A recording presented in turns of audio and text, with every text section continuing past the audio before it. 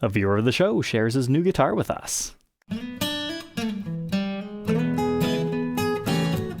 Welcome back, Troglodytes, to your daily dose of guitar information, the Trogly's Guitar Show. Today we're going to check out a PRS SE guitar, but this is part of my new Guitar Day program, which if you're not familiar, over on my website, you can find all the nitty-gritty details, but if you're buying a new model guitar and you would like to buy it through me and see it get reviewed on the show before it gets sent to you, I can usually make that happen without an additional fee for guitars priced $1,000 and higher. Now, why would you want to do that? A, share it with everyone on the show, and B, if you ever have to sell your guitar, you got a cool video that you can say, yeah, this is that guitar. Might appeal to certain buyers, with the downside being you have to be patient during the filming process.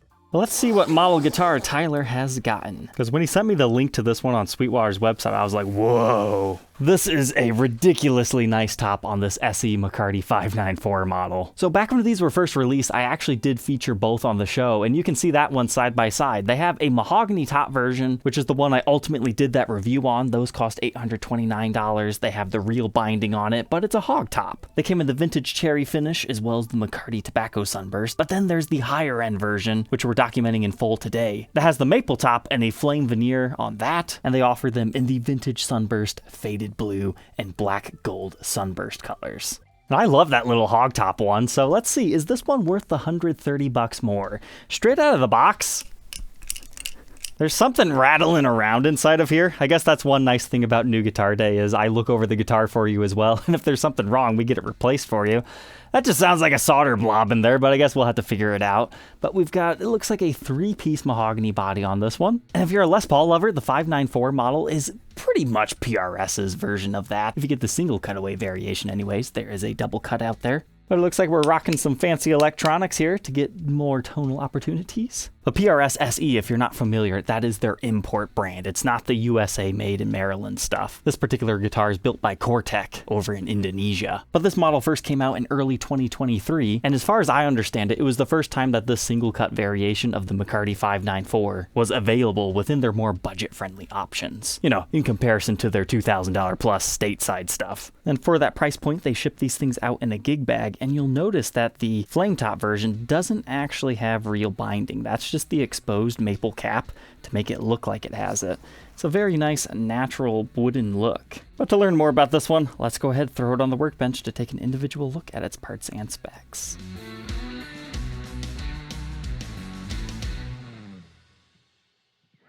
Alright, let's see what's under the hood of the new PRS SE McCarty. As far as the pickups, here's what they look like on the back.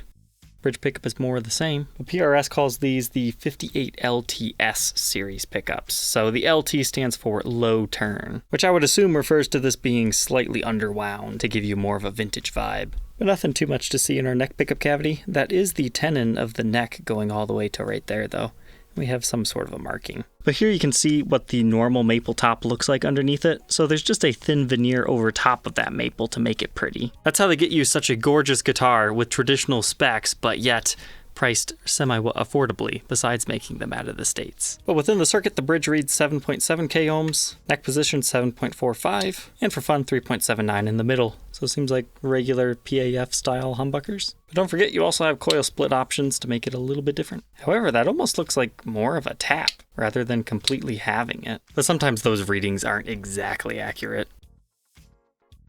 Check out our bridge and tailpiece system. So it's made of zinc and brass. Brass for saddles are fantastic. They just call this their 2-piece bridge. It slightly looks like an ABR one, but has its own thing. It has a post in the body very similar to this that it goes into, just a little smaller, and has these really exaggerated thumb wheels to help you get them. And all the pointy edges have been rounded over so you're not hurting your hand. Then I like their tailpiece here. A lot of guys like to deck their tailpiece down, so that's actually how you do this. Your posts no longer set your adjustment. They're just there to literally screw it into the top. Then these slices in it is actually how you put your strings in. So they go down, and then they go over, and they lock into place. Kind of like having a locking bridge, except for even easier to get it. You don't have to worry about stringing it through this way, dinging up your guitar, scratching it. It's just put it in place, slide it over, and you're good to go.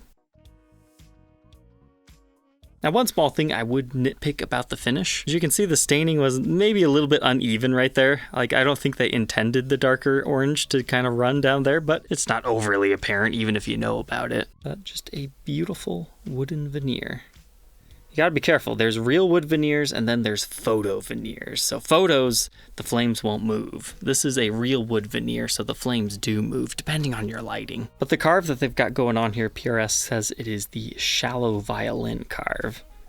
So it's basically just around the edges and then it's pretty flat on the top.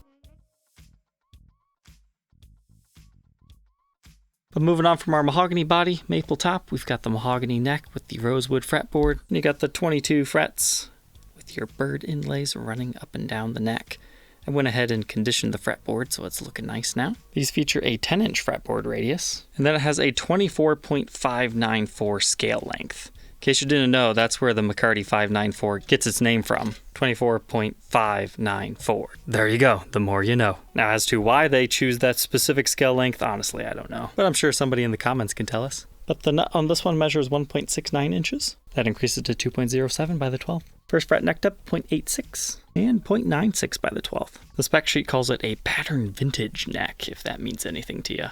Here's that neck at the first fret and the 12th fret. To me, it kind of starts off a little slimmer here. It's got a nice roundedness to it. And it really doesn't start to chunk up until about the 9th fret. That's when you kind of notice it gets a little bit more of a bump back here.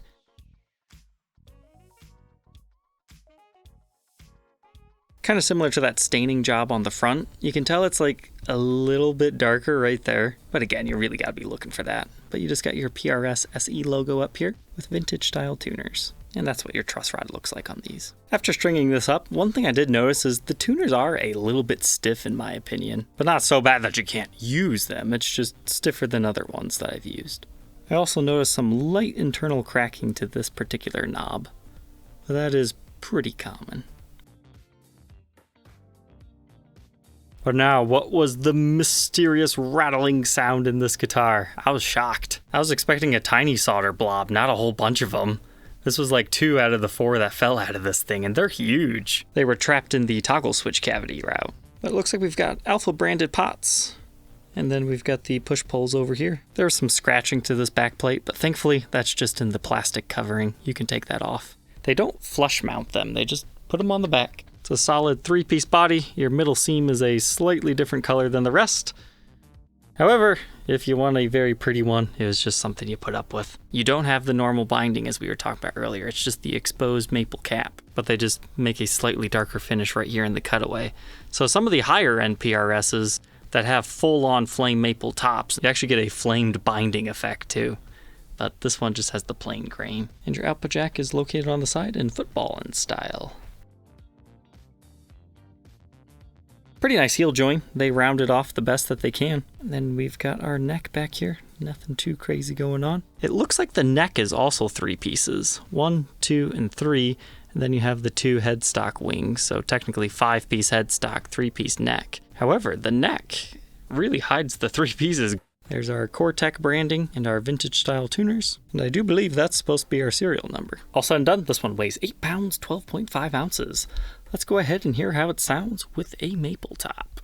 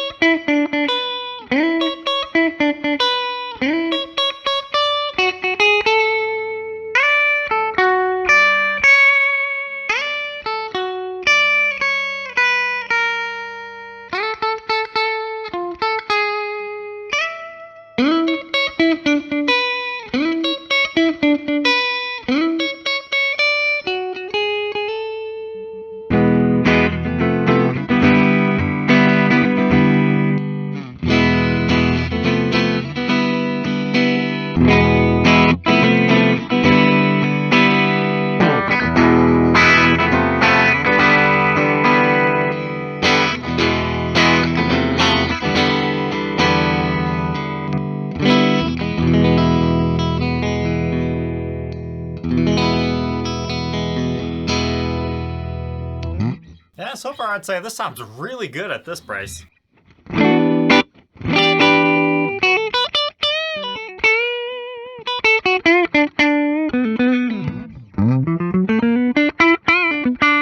If I was blindfolded right now, it kind of sounds like a $2,000 guitar.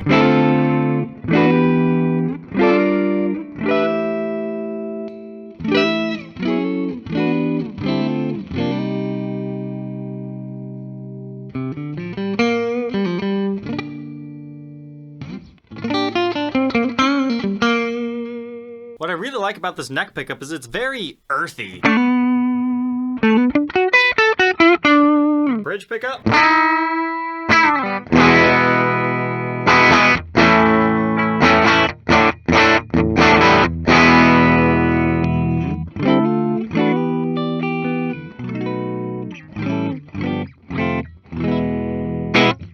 right, now let's kick on some dirt.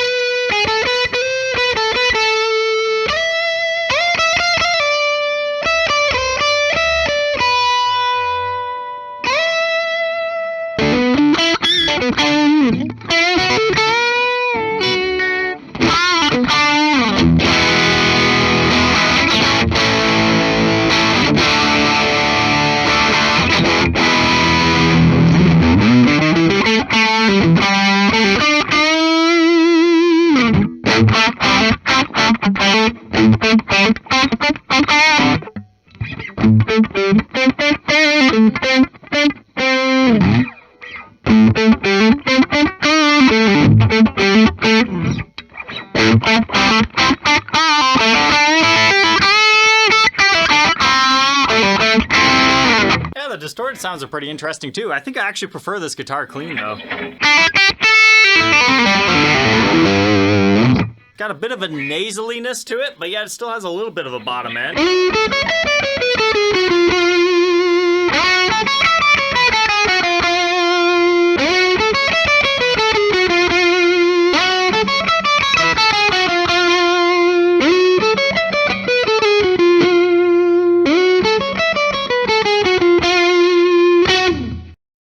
Now that we know all about the Flametop SE McCarty model, what are my final thoughts on this? I had a great time with this thing. I still think the Mahogany top version is your better bang for your buck. They sound pretty similar. They've got all these same electronics, so if you don't care about the vanity of it, yeah, you can save yourself a little over $100. Otherwise, yeah, sometimes it's nice to pay a little premium to have something that's a little bit prettier. But I'll be interested to hear your guys' thoughts and opinions down in the comment section. Which one would you go for? Or is there a different guitar at this price range that you would prefer? Pretty much the only thing I have experience with that I can actively compare it to that's brand new is like the Epiphone Les Paul Modern. They're very different guitars, and honestly, these are a little bit more expensive than those, but they're both good, solid choices, just depending on what brand you like better. But for me, it's all about this neck pickup. That sounds fantastic. You will not have to worry about replacing pickups on this one. And I would say the setup right out of the box is pretty good, just need a little bit of conditioning. So at the end of the day, the only thing I can really knock on are the tuners. They're just a little bit stiffer than I'm used to, but it's pretty easy to find cheap replacements on those if it really bugs ya. But alright, Troglodytes, I hope you enjoyed checking out this new Guitar Day purchase for Tyler, and we'll catch you guys tomorrow on the next episode. Take care.